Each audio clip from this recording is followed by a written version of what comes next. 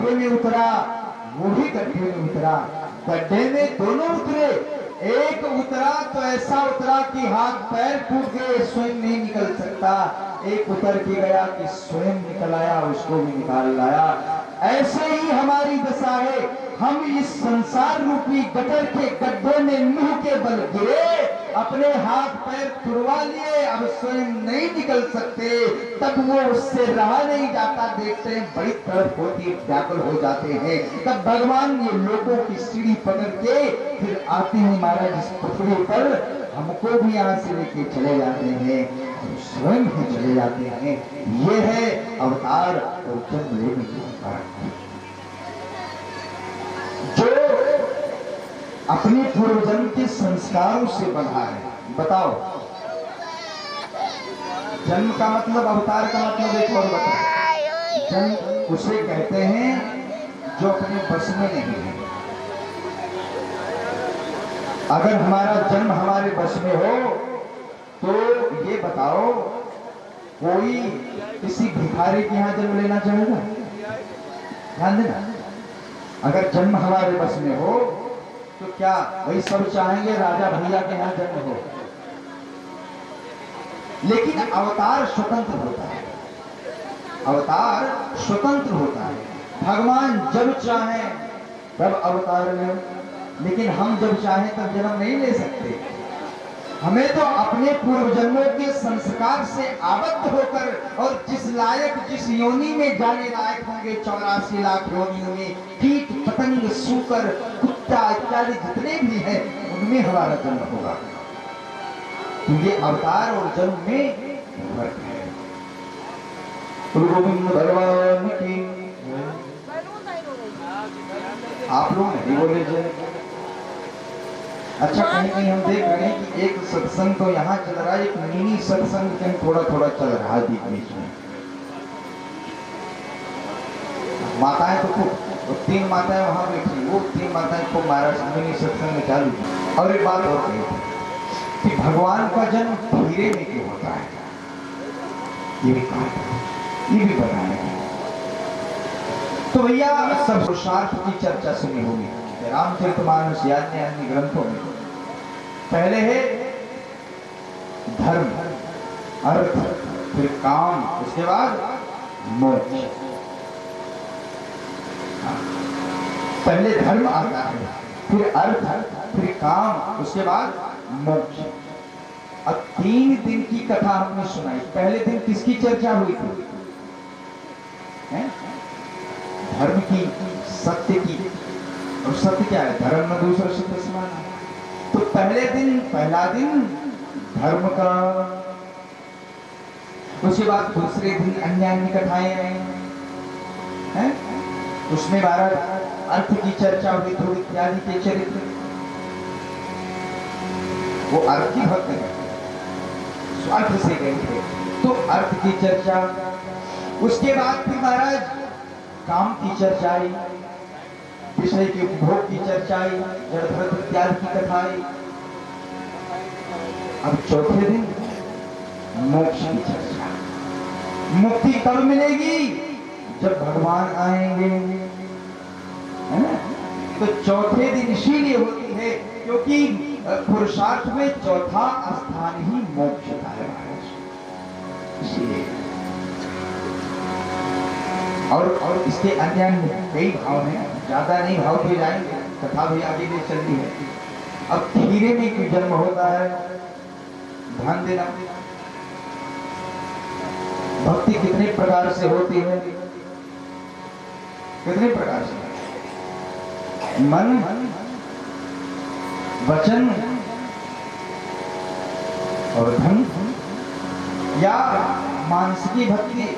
और भक्ति अगर गुण के आधार से देखी जाए तो सात्विक भक्ति, राजसिक भक्ति और तामसिक भक्ति। कितने प्रकार की? 3 प्रकार की। अर्थात हम 3 प्रकार की जब भक्ति करते, कोई भी भक्ति हो 3 ही कैटेगरी होती है, सात्विक, राजसिक और तामसिक। वो बाद में है श्रवणम कीर्तनम विष्णु 9 प्रकार की भक्ति, वो तो प्रकार है। लेकिन मुख्य 3 महाराज जी गुण के आधार की भक्ति का वर्णन किया गया है। तो 3 प्रकार के गुणों से युक्त भक्ति जब हम करते हैं, ध्यान देना है, मानसिक, बौद्धिक और शारीरिक जब तीनों से हम भक्ति करते हैं तो भगवान का हमारे हृदय में अवतार होता है या हमारे ऊपर उनकी कृपा बनती है। तो महाराज खीरे से इसका क्या कनेक्शन है? अब आप सुनो, खीरा जब बीच से काटो, बीच से माने सीधा सीधा नहीं, ऐसे रखो तो बीच से काटो, तो उसमें कितने दल हैं? अभी मंगा के काट के देखिए, जब खीरे को बीच से काटोगे तो 3 भाग में जाएंगे। 3 खंड ही होते हैं खीरे में। खीरे को प्रपुष्प कहा जाता है, प्रपुष्प 3 भाग होते हैं इसमें। तो मानो भगवान ने खीरे में इसलिए जन्म कराते हैं कि ये जो 3 प्रकार की सात्विक, राजसिक और तामसिक भक्तियां हैं, इनके द्वारा ही हम प्रकट होते हैं। इसीलिए 3 दल के खीरे में भगवान का जन्म कराया जाता है। गोविंद भगवान की। इस प्रकार से सुंदर चर्चा हुई। अब चलो चले। सुखदेव जी कहते हैं, बेटा परीक्षित, हम भी तैयारी कर लें, आप भी तैयारी कर लें, भगवान प्रकट होने वाले हैं।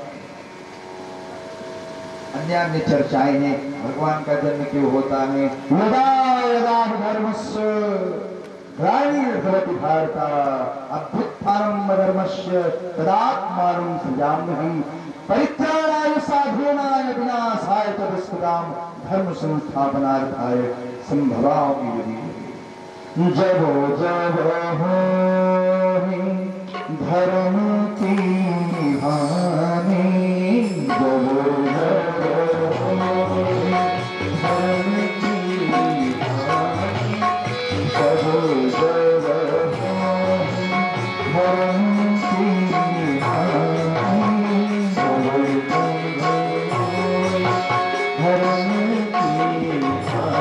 हानि,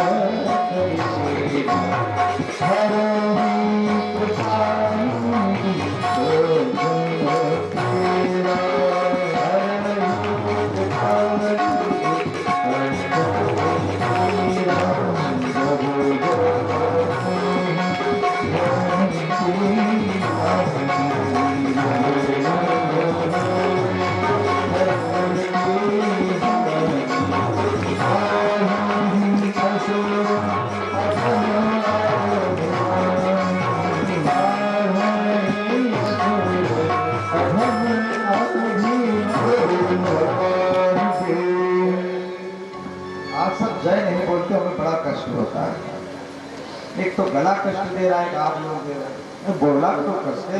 बोले भक्तवत्सल भगवान की। अब लगा भगवान आने वाले। अच्छा, एक चीज यहाँ खासियत है, गीता में भगवान ने भी कहा कि यदा यदा ही धर्मस्य, ध्यान देना। और गोसाई जी भी कह रहे हैं जब जब हो धर्म की हानि, तब तब धरे प्रभु विरुद्ध शरीर। अभी बताओ, कोई टाइमिंग बताई है, कोई समय बताया कि हम कब आएंगे? तब क्यों डरते हो भाई? हैं? हम लोग डरते हैं कभी कभी। तो कोई ऐसी सरकार आ जाए तो कहते सुनो दुर्गा पूजा नहीं होगी। हाँ, और ये जो कांवड़ी वाली यात्रा है वो भी नहीं निकलेगी। हम डरते हैं। ये नहीं होना चाहिए महाराज।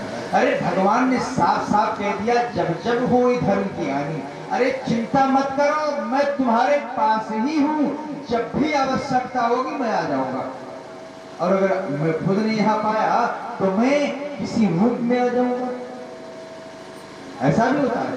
भगवान कभी कभी, जैसे परशुराम जी में आवेशावतार भगवान का हुआ, पूर्ण रूप से नहीं आए, भगवान का जो आवेश है वही परशुराम के रूप में अवतरित हो गया और आए, काम किया और भगवान का आवेश अंश जो था पुनः उन्हीं में चला गया और केवल परशुराम जी रह गए।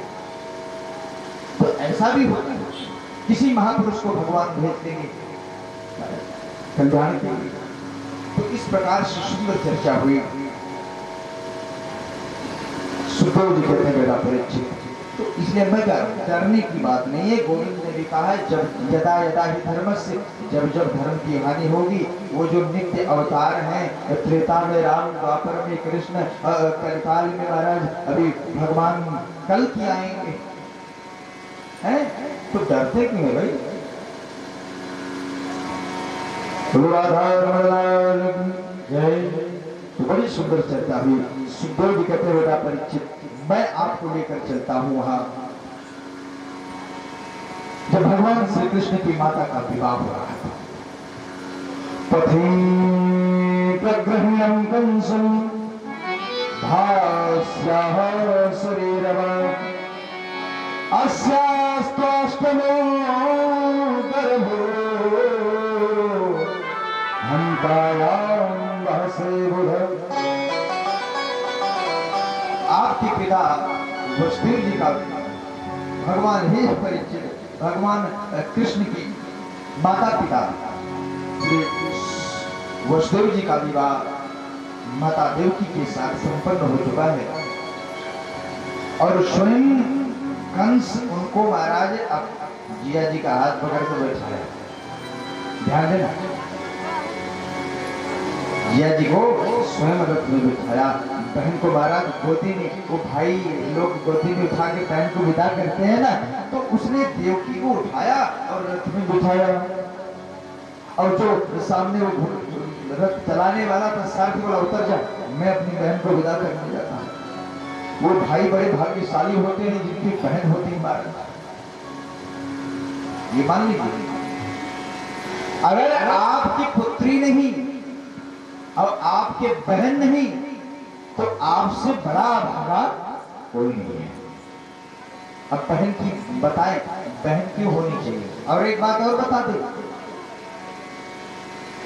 अन्य धर्मों में बहन और ये नहीं देखा जाता। रक्षाबंधन और भैया दूज केवल हमारे सनातन धर्म में मनाया जाता है, और कहीं हो तो बताओ, वहां तो कोई मतलब ही नहीं है। दूध नहीं पिए तो फिर उनको भी बना लो। ऐसे स्थिति महाराज समाज में।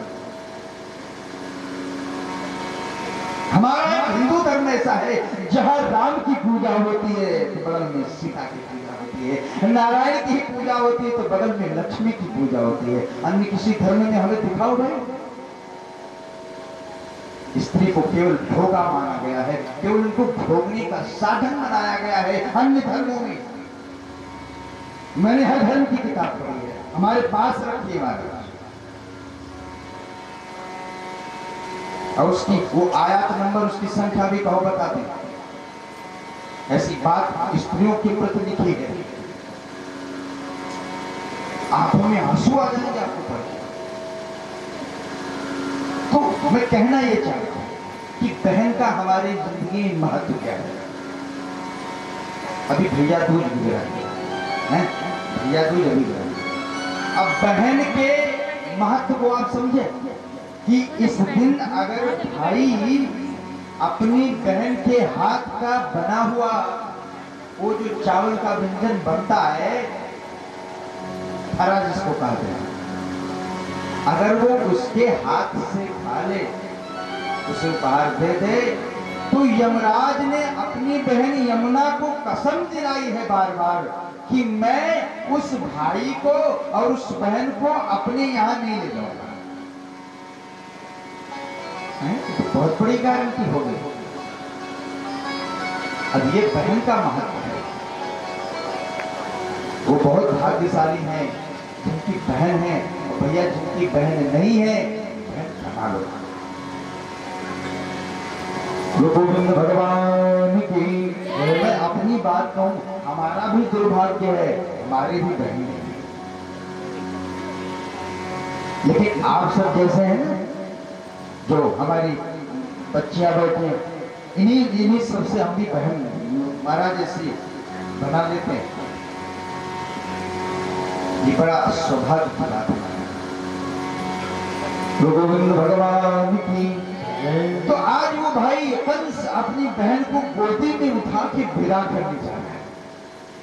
उसी समय आकाशवाणी हुई, अस्यास्त्राष्टमो गर्भो, बिजली कड़क उठी महाराज, सावधान सावधान कंस, तब प्रग्रहणं कंस भाष्याः शरीरवाक्, अस्यास्त्राष्टमो गर्भो हंताराम दासे बुधा।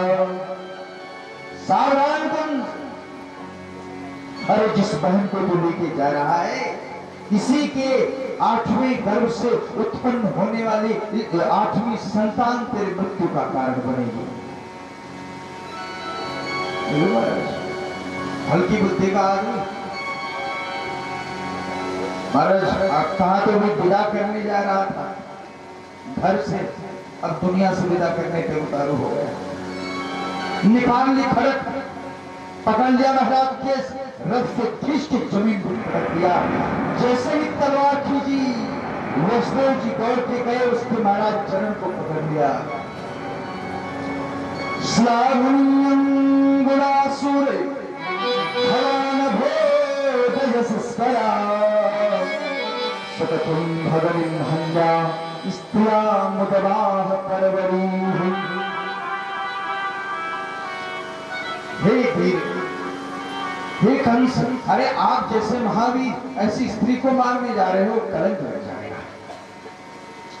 एक तो आपकी बहन है?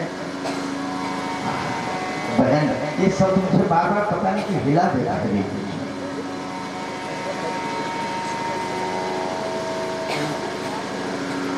बहन के लिए रावण ने देखा क्या किया? बहन के लिए रावण ने क्या किया? सारे परिवार सहित उसका नाश हो गया। बहन की नहीं। और हमने फोटो तो दिखाई है, ये तो जगन्नाथ जी के बलराम दादा के बीच में प्रेम की बहनें हैं। इतना प्रेम करते हैं कि सब लोग चले गए, इनको नहीं जाने दिया, बोले आप हमारे साथ रहो। सुभद्रा जो आपके पापों का, आपके दुष्संचितों का वहन करे, वो बहन है।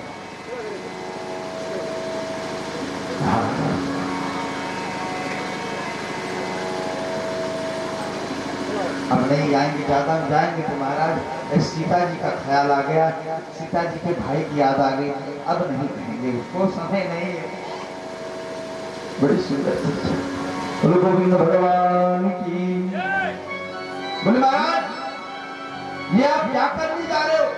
एक तो ये अबला स्त्री, और अभी अभी इसकी मेहंदी नहीं छूटी है, इसका महाराज अभी पांव में जो महावर लगा है वो नहीं छूटा है, अभी इसकी चौथ नहीं उतारी गई है, आप इसको मारने जा रहे हो। अभी अभी तो विवाह की बेदी से उठा के लाए हो, अरे इसे मत मारो। बोले नहीं नहीं, इसके गर्भ से पुत्र पैदा होगा, वो मुझे मारेगा। बोले तो फिर इसको क्यों मार रहे हो? पुत्र को मार देना। बोले ठीक है, उन्होंने वचन दे दिया, इसके एक एक पुत्र को मैं आपको ला के दे दूंगा। बोला फिर भी ठीक है, लेकिन जाने नहीं देंगे, कारागार में रहना पड़ेगा। महाराज कारागार में डाल दिया। बड़ी सुंदर चर्चा हुई। सर्वे क्षयांतानि च पतांतारचमुस्त्रयात्। अब हमें श्लोक बोलने में बड़ी कठिनाई हो रही है, आज हमारी सामत आ गई है। बोलो राधा रमण लाल की जय। चले हम लोग भी चले, सुखदेव जी परीक्षित को ले चल रहे हैं उस कोठरी में जहां पर वसुदेव और देवकी स्थित है। महाराज समय भी था, सुखदेव जी कहते बेटा परीक्षित एक एक करके उनके महाराज पहले कीर्तिमान नाम का पुत्र हुआ, उसको ले जाकर के, अच्छा ये जब ले गए पुत्र को, अब कंस ने देखा, बोले ये छोटा सा बच्चा चांद जैसा मुख है, इसको नहीं नहीं, अरे 8वें से मैं थोड़ा सिखा देता, 8वां आए तो फिर अब वो चले गए तब उधर ही से महाराज नारद जी को याद किया, महाराज जी अगर ऐसे चलता रहेगा तो ये तो फिर काम ही खराब हो जाएगा। नारद जी का कोई चिंता न करो। नारद जी वहां से आए, सीधे डायरेक्ट गए कंस के पास, तो कंस उन्हें अपना गुरु मानता। नारद जी थोड़ा उदास थे, कंस ने देखा भाई गुरु जी आप चिंतित दिख रहे हैं, बोले चिंता अपनी तुम्हारी है? तो अब नाना प्रकार की कथाएं आती हैं। एक जगह आता है कमल दिया, एक जगह आ रहा है कि नहीं उन्होंने लकीर खींची। तो नारद जी ने चलो लकीर खींची, अपने तानपुरे से वहां पर 8 लकीर खींचे, 1 2 3 4 5 6 7। अब बोले इसको 1 2 3 4 5 6 7, इसको यहां से 1 2 3 4 5। अब ऐसे 8 बार गिनाया तो पहली 8 हो गई, 8 पहली हो गई। बोले समझ में आ रहा कुछ? बोले नहीं समझ। बोले मूर्ख, जैसे पहली लकीर 8वीं हो गई, 8वीं लकीर पहली हो गई, ऐसे देवताओं के षड्यंत्र को नहीं जानते। स्वाकार्य कुशलासुरा, अपना काम बनाने के लिए क्या न कर डाले महाराज। शंकर को जहर पिलवा दिया, नारायण को स्त्री बना दिया, बड़ा काम करवाते हैं। अच्छा हाँ तो सावधान हो जा, हो सकता है 8वीं से पहले देवताओं ने पहले को भेज दिया। बुद्धि खराब हो गई महाराज, दौड़ता दौड़ता गया। तो जैसे गैया अपने बछड़े को छुपाने लगे किसी सिंह के आघात से, ऐसे ही माता देवकी ने अपने आंचल से उस अपने हृदय के टुकड़े को महाराज छुपाने का प्रयास किया, लेकिन एक कंस गया और उस महाराज कीर्तिमान नाम का पुत्र था, उसको पकड़ लिया, उठा के पत्थर पे माता देवकी बेहोश हो गई। वसुदेव जी ने संभाला। एक एक करके 6 पुत्र और हुए। अब इन 6 पुत्रों की भी कथा आती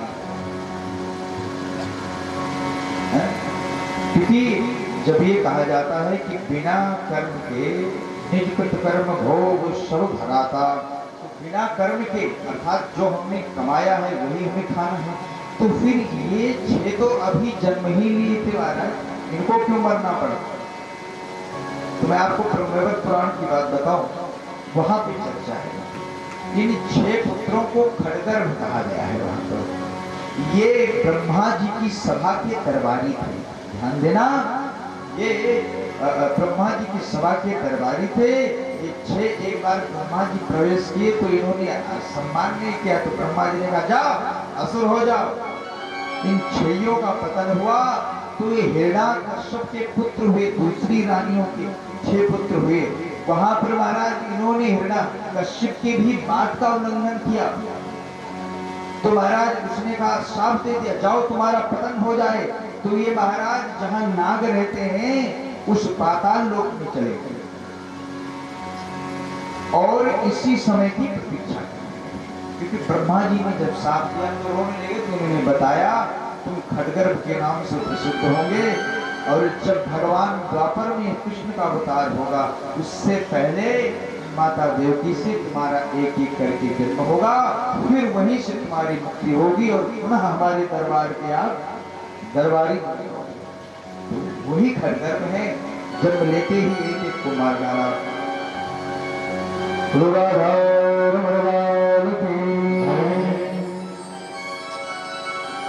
भगवान ने योग माया को बुलाया, बोले देवी ऐसा है, अब हमारे अवतार का पूरी भूमिका बनाओ, जाओ मैं भी आने वाला हूं। योगमाया ने सुंदर श्रेष्ठ महाराज अपनी माया रची। अच्छा एक बात और घटना घटी, भगवान आने लगे तो शेषनाग जी ने कहा नहीं सुनो महाराज, ऐसा है कि अब की बार हम बड़ा मतलब, बोले देखो भाई लक्ष्मण जी तो है, बोले अगली बार जब आप बड़े थे तो आप जो कहते थे हमें मानना पड़ता, मन महसूस के रह जाते, अरे हम बड़े होते तो आपको घर में नहीं जाने देते। अच्छा, तो अब की बार ठीक है भाई। तो पहले शेषावतार भगवान शेष अनंत के अंश भगवान बलराम के रूप में माता देवकी की गर्भ में भगवान ने माया से कहा कि विलंब ज्यादा हो रहा है, एक काम करो, इनको संकर्षित करके रोहिणी के गर्भ में पहुंचा दो। उनका नाम संकर्षण भी पड़ा है इसी की वजह से। अब आजकल के भी वैज्ञानिक हैरान है, ये विधि नहीं पाए कि गर्भ का यहां से वहां ट्रांसफर कर दें। पूरा गर्भाशय तो ट्रांसप्लांट कर देते हैं, लेकिन अभी शिशु नहीं कर पा रहे हैं। तो उस प्रकार से सुंदर चर्चा हुई। उनको संकर्षित किया, योग माया को कहा आप जाकर के गोकुल में नंद जी के यहाँ उनकी पुत्री के रूप में अवतार लो, और उन्हें स्वयं अवतार लेने जा रहे हैं। अब ये बात फैल गई महाराज।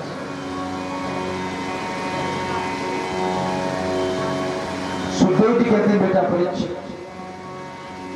जैसे ही महाराज ये बात पता चली कि भगवान अवतार लेने जा रहे हैं, ध्यान दीजिए, बड़ी अजीब घटना है। आज भाद्रपद का महीना,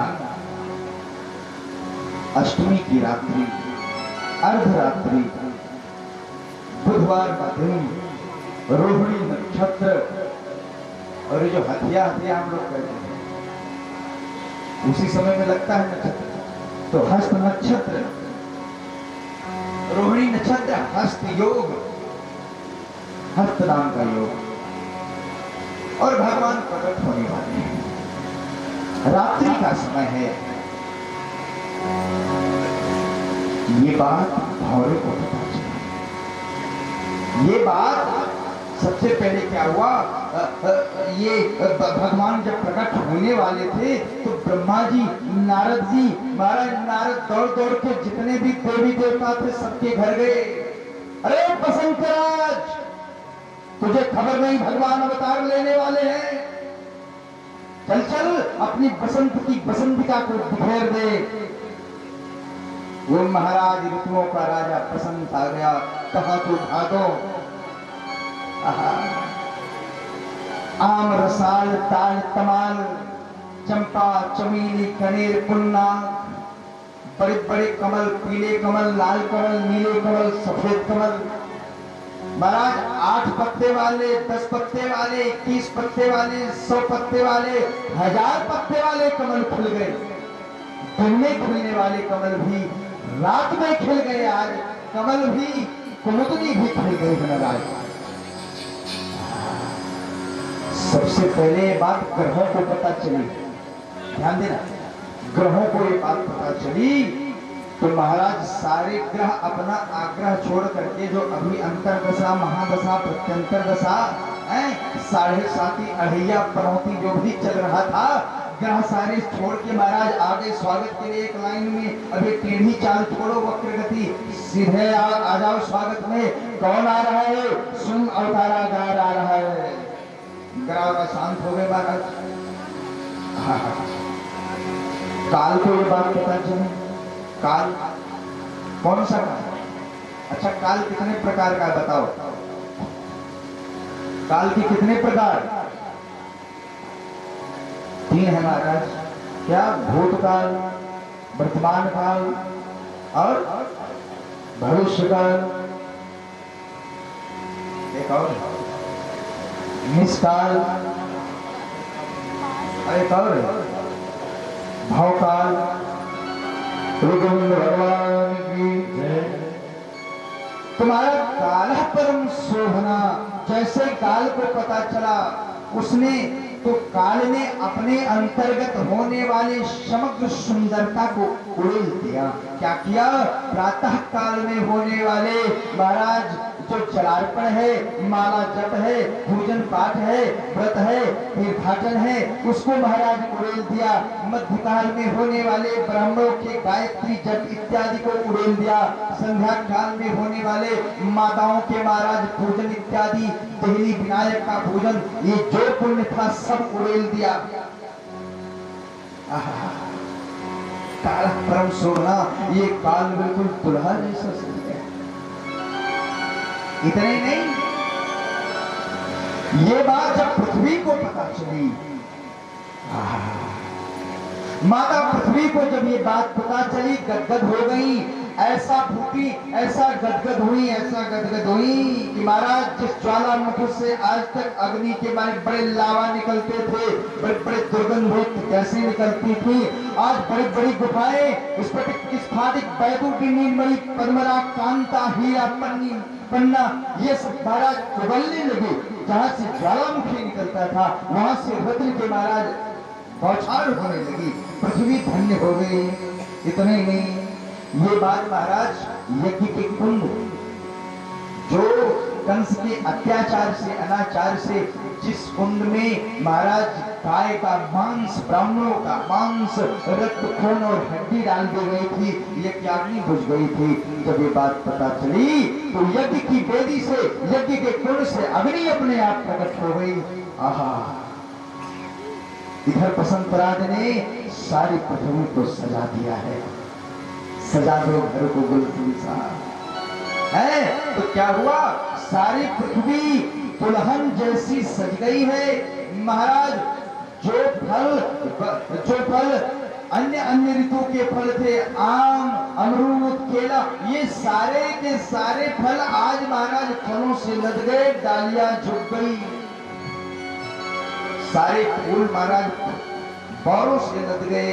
अब क्या हुआ, हवा को ये बात पता चली, हवा ने क्या किया, मारे खुशी के, हवा देखो भादों की जो हवा होती है या उस समय की जो आर्द्रता होती है वो थोड़ी उमस भरी होती है ना, थोड़ी उमस होती है, उस समय पानी भी बरसता रहता है, गर्मी भी लगती रहती है।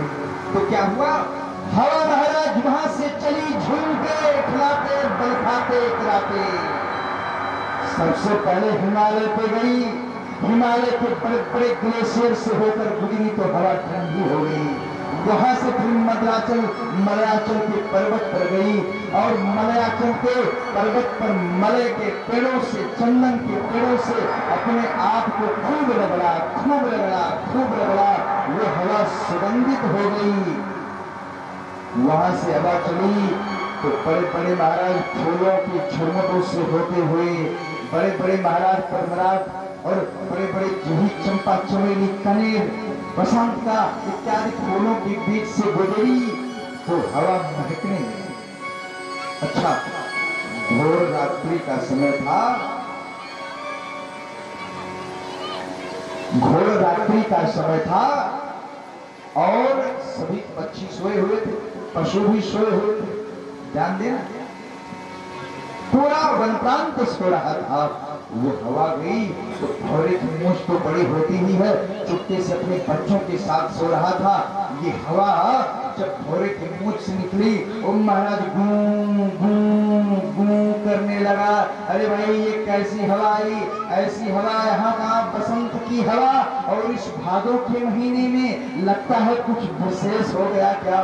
भौरा अपने बच्चों को, परिवार को छोड़ के बाहर निकला, देखा तो बसंत आ गया हो। अब गूं गूं करने लगा, सारे पक्षी, कोयल, काक, किसुक, कपी, ये जितने पक्षी थे, तोता, कोयल, पपीहा, मयूर सो रहे थे। ये जब गूं गूं करने लगा तो सारे पक्षी जाग गए। कोयल आके पूछी, क्यों ऐसे गूं गूं कर रहा है? बोले, तुझे नहीं पता, अरे आज भगवान आने वाले हैं, कृष्ण का अवतार होने वाला है। कोयल वहां से उड़ी और जो उस वनप्रांत का सबसे ऊंचा दरख्त था उस पर बढ़ गई और लगी चिल्लाने, कृष्णा कृष्णा, राधे राधे। महाराज, ये बात सारे वनप्रांत में गूंज पड़ी, सारे पक्षी अपने अपने घोंसलों को छोड़कर निकल पड़े। आहा, ये बात महाराज सारे देवताओं को पता चली। भगवान दुंदुभिया नगाड़ा बजाने लगे, दुंदुभिया अपने आप बजने लगी, अब सराय नाचने लगी। कौन आ रहा है? गोविंद आ रहा है। ये बात नदियों को पता चली।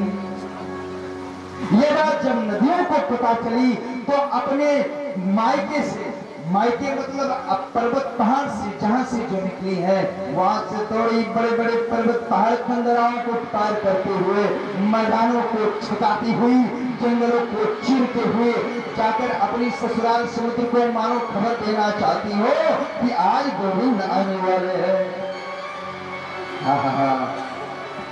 गला खराब होता जा रहा है महाराज, उत्साह बढ़ता जा रहा है, क्या करूं, दर्द करने लगा।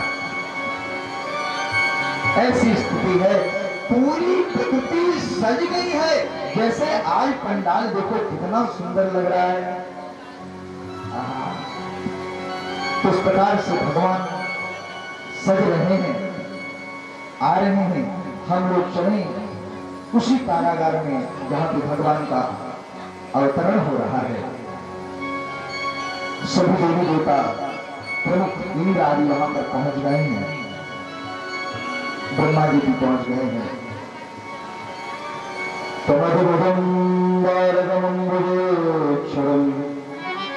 चतुर्भुजं शंखगदारुदायुधं श्रीवत्सलक्ष्मं गलशोभितस्तुभं पीताम्बरं सौभाग्यपूर्वकम्। अच्छा, जब भगवान आए तो यहाँ पर सुखदेव जी कहते हैं, बेटा परीक्षित, तम अद्भुतम बालक अम्बुजेक्षण, ये जो बालक आया है ये बड़ा अद्भुत है। अद्भुत क्यों है? कोई अद्भुत इसलिए है क्योंकि अन्य बच्चों का जन्म होता है तो जब बच्चे जन्म लेते हैं तो छोटे से होते हैं, 2.5 लाख के हैं, और उनके 2 हाथ 2 पैर, उनके 4 हाथ हमारे, और बच्चे आते तो नंगे आते हुए, एकदम पीताम्बर कसी है, पीताम्बरी पहने, दुपट्टा डाले, कवच कुंडल किंकड़ी, गले का हार, मुकुट, शंख चक्र गदा पड़ो। मानो भगवान कह रहे चिंता न करो, 4 हाथ से उतार लेकर मानो ये कह रहे हो चिंता न करो, चारों दिशाओं से रक्षा करूंगा। भगवान अस्त्र शस्त्र लेकर आए, मानो ये कह रहे चिंता न करो, सब लेकर आया हूं, चक्र है, गदा है, नाना प्रकार के भाव जुड़े महाराज। तो सुंदर भगवान का अवतार हो रहा है। माता देवकी ने स्तुति की, वसुदेव जी ने स्तुति की, सभी देवता स्तुति कर रहे हैं। स्वागतम कृष्ण, शरणागतम कृष्ण, स्वागतम कृष्ण, स्वागतम कृष्ण, स्वागतम कृष्ण, स्वागतम कृष्ण, स्वागतम कृष्ण, स्वागतम कृष्ण। तो सभी भगवान का स्वागत कर रहे हैं, हम लोग भी स्वागत करें। अच्छा, तो भगवान है अब बढ़ के खड़े तो माता को उनका नाम संकर्षण भी पड़ा है इसी की वजह से। अब आजकल के भी वैज्ञानिक हैरान है, ये विधि नहीं पाएंगे कि गर्भ का यहां से वहां ट्रांसफर कर रहे हैं।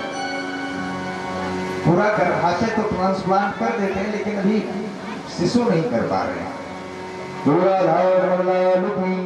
तो इस प्रकार से सुंदर चर्चा हुई, उनको संकर्षित किया, योग माया को कहा आप जाकर के गोकुल में नंद जी के यहाँ उनकी पुत्री के रूप में अवतार लो, और उन्हें स्वयं अवतार लेने जा रहे।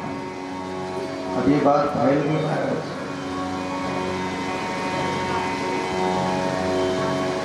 सुखदेव जी कहते हैं, बेटा परीक्षित, जैसे ही महाराज ये बात पता चली कि भगवान अवतार लेने जा रहे हैं, ध्यान दीजिए, बड़ी अजीब घटना है। आज भाद्रपद का महीना, अष्टमी की रात्रि, अर्धरात्रि, बुधवार का दिन, रोहिणी नक्षत्र, और ये जो हथिया हथिया हम लोग करते हैं, उसी समय में लगता है नक्षत्र। तो हस्त नक्षत्र, रोहिणी नक्षत्र, हस्त योग, हस्त नाम का योग, और भगवान प्रकट होने वाले हैं। रात्रि का समय है। ये बात भौरे को पता चली। ये बात सबसे पहले क्या हुआ, ये भगवान जब प्रकट होने वाले थे तो ब्रह्मा जी, नारद जी, महाराज नारद दौड़ दौड़ के जितने भी देवी देवता थे सबके घर गए। अरे बसंत राज, तुझे खबर नहीं भगवान अवतार लेने वाले हैं, चल चल अपनी बसंत की बसंतिका को बिखेर दे। वो महाराज ऋतुओं का राजा बसंत आ गया। कहा तो भागो,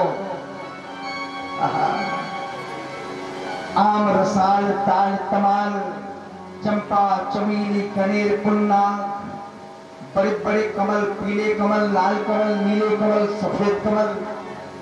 महाराज 8 पत्ते वाले, 10 पत्ते वाले, 21 पत्ते वाले, 100 पत्ते वाले, 1000 पत्ते वाले कमल खिल गए। दिन में खिलने वाले कमल भी रात में खिल गए। आज कमल भी, कुमुदनी भी खिल गई महाराज।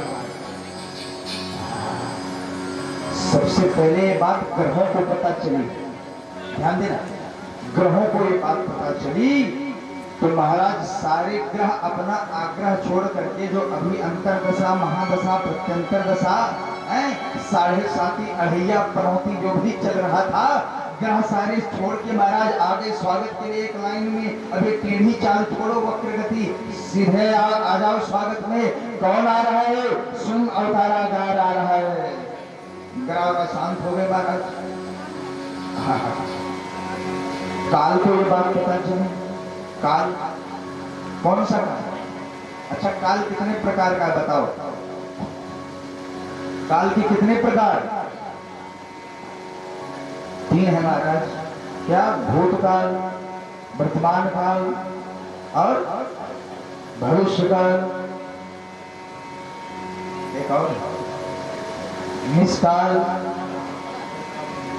एक और भावकाल। गोविंद भगवान की जय। तुम्हारा काल परम शोभना। जैसे काल को पता चला उसने, तो काल ने अपने अंतर्गत होने वाले समग्र सुंदरता को उड़ेल दिया। क्या किया? प्रातः काल में होने वाले महाराज जो जलार्पण है, माला जप है, पूजन पाठ है, व्रत है, तीर्थाटन है, उसको महाराज उड़ेल दिया। मध्यकाल में होने वाले ब्राह्मणों के गायत्री जप इत्यादि को उड़ेल दिया। संध्या काल में होने वाले माताओं के महाराज पूजन इत्यादि, देहली विनायक का पूजन, ये जो पुण्य था सब उड़ेल दिया। काल परम शोभना। ये काल बिल्कुल दुल्हा जैसा सज गया। इतने नहीं, ये बात जब पृथ्वी को पता चली, माता पृथ्वी को जब ये बात पता चली, गदगद हो गई। ऐसा फूटी, ऐसा गदगद हुई, ऐसा गदगद हुई कि महाराज जिस ज्वालामुखी से आज तक अग्नि के मारे बड़े लावा निकलते थे, बड़े बड़े दुर्गंध कैसे निकलती थी, आज बड़ी बड़ी गुफाएं, स्फटिक, बैदुकी, नीलमणि, पद्मरा, कांता, हीरा, पन्ना, ये सब महाराज उबलने लगे। जहां से ज्वालामुखी निकलता था वहां से रत्न के महाराज बौछार होने लगी। पृथ्वी धन्य हो गई। इतने नहीं, ये बात महाराज यज्ञ के कुंड, जो कंस के अत्याचार से, अनाचार से जिस कुंड में महाराज गाय का मांस, ब्राह्मणों का मांस, रक्त, खून और हड्डी डाल दी गई थी, ये अग्नि बुझ गई थी। जब ये बात पता चली तो यज्ञ की वेदी से, यज्ञ के कुंड से अग्नि अपने आप प्रकट हो गई। आहा, इधर बसंत राज ने सारी पृथ्वी को सजा दिया है। सजा दो घर को गुलशन सा है। तो क्या हुआ? सारी पृथ्वी दुल्हन जैसी सज गई है। महाराज जो फल अन्य अन्य ऋतु के फल थे, आम, अमरूद, केला, ये सारे के सारे फल आज महाराज फलों से लद गए, डालियां झुक गई। सारे फूल महाराज बारों से लद गए। अब क्या हुआ, हवा को ये बात पता चली। हवा ने क्या किया, मारे खुशी के, हवा देखो भादों की जो हवा होती है या उस समय की जो आर्द्रता होती है वो थोड़ी उमस भरी होती है ना, थोड़ी उमस होती है उस समय, पानी भी बरसता रहता है, गर्मी भी लगती रहती है। तो क्या हुआ, हवा महाराज वहां से चली झूमते खिलाते बलखाते इतराते। सबसे पहले हिमालय पे गई, हिमालय के बड़े बड़े ग्लेशियर से होकर गुजरी तो हवा ठंडी हो गई। वहां से फिर मलयाचल के पर्वत पर गई और मलयाचल के पर्वत पर मलय के पेड़ों से, चंदन के पेड़ों से अपने आप को खूब रगड़ा खूब रगड़ा खूब रगड़ा, वो हवा सुगंधित हो गई। वहां से हवा चली तो बड़े बड़े महाराज फूलों की झुरमुटों से होते हुए बड़े बड़े महाराज परमराज और बड़े बड़े जूही, चंपा, चमेली, कनेर, बसंत का इत्यादि फूलों के बीच से गुजरी तो हवा महकने लगी। अच्छा, घोर रात्रि का समय था, घोर रात्रि का समय था और सभी पक्षी सोए हुए थे, पशु भी सोए हुए थे। ध्यान देना, पूरा वनप्रांत सो रहा था। वो हवा गई तो भौरे की मूंछ तो बड़ी होती ही है, चुपके से अपने बच्चों के साथ सो रहा था। ये हवा जब भौरे की मूंछ से निकली, ओ महाराज गूं गूं गूं करने लगा। अरे भाई ये कैसी हवा आई, ऐसी हवा यहाँ कहाँ, बसंत की हवा और इस भादों के महीने में, लगता है कुछ विशेष हो गया क्या। भौरा अपने बच्चों को, परिवार को छोड़ के बाहर निकला, देखा तो बसंत आ गया हो। अब गूं गूं करने लगा। सारे पक्षी, कोयल, काक, किसुक, कपी, ये जितने पक्षी थे, तोता, कोयल, पपीहा, मयूर सो रहे थे। ये जब गूं गूं करने लगा तो सारे पक्षी जाग गए। कोयल आके पूछी, क्यों ऐसे गूं गूं कर रहा है? बोले तुझे नहीं पता, अरे आज भगवान आने वाले हैं, कृष्ण का अवतार होने वाला है। कोयल वहां से उड़ी और जो उस वनप्रांत का सबसे ऊंचा दरख्त था उस पर बढ़ गई और लगी चिल्लाने, कृष्णा कृष्णा राधे राधे। महाराज ये बात सारे वनप्रांत में गूंज पड़ी। सारे पक्षी अपने अपने घोंसलों को छोड़कर निकल पड़े। आहा, ये बात महाराज सारे देवताओं को पता चली। भगवान दुंदुभिया नगाड़ा बजाने लगे, दुंदुभिया अपने आप बजने लगी, अब सराय नाचने लगी। कौन आ रहा है? गोविंद आ रहा है। ये बात नदियों को पता चली। ये बात जब नदियों को पता चली तो अपने मायके से, मायके मतलब अब पर्वत पहाड़ से जहां से जो निकली है वहां से थोड़ी बड़े बड़े पर्वत पहाड़ खंडराओं को पार करते हुए, मैदानों को छुटाती हुई, जंगलों को चीरते हुए जाकर अपनी ससुराल समुद्र को मानो खबर देना चाहती हो कि आज गोविंद आने वाले हैं। गला खराब होता जा रहा है महाराज, उत्साह बढ़ता जा रहा है, क्या करूं, दर्द करने लगा। ऐसी स्थिति है, पूरी प्रकृति सज गई है। जैसे आज पंडाल देखो कितना सुंदर लग रहा है। तो इस प्रकार से भगवान सज रहे हैं, आ रहे हैं। हम लोग चले उसी कारागार में जहां पे भगवान का अवतरण हो रहा है। सभी देवी देवता प्रमुख इंद्र आदि वहां पर पहुंच गए हैं, ब्रह्मा जी भी पहुंच गए हैं।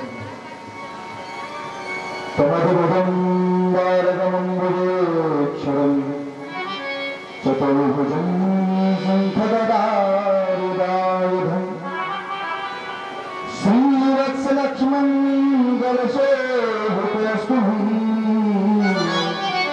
पीताम्बरं सौभाग्यपूर्वकम्।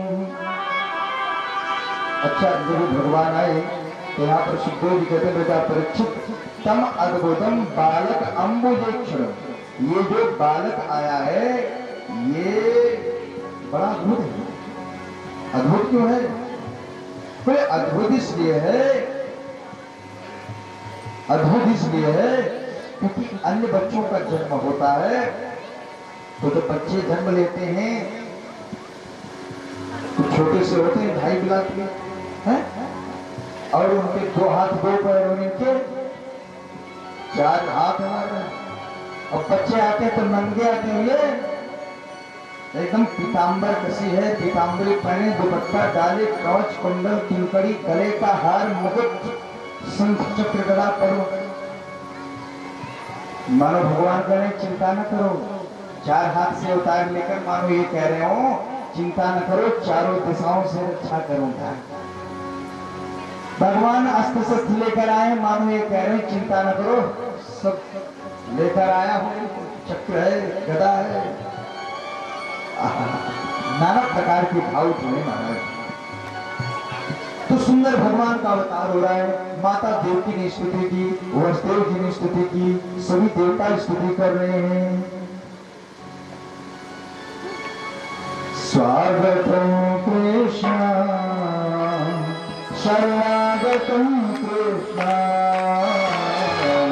स्वागतम कृष्ण, स्वागतम कृष्ण, स्वागतम कृष्ण, स्वागतम कृष्ण, स्वागतम कृष्ण, स्वागतम कृष्ण। तो सभी भगवान का स्वागत कर रहे हैं, हम लोग भी स्वागत करें। अच्छा, तो भगवान है, अब बढ़ के खड़े तो माता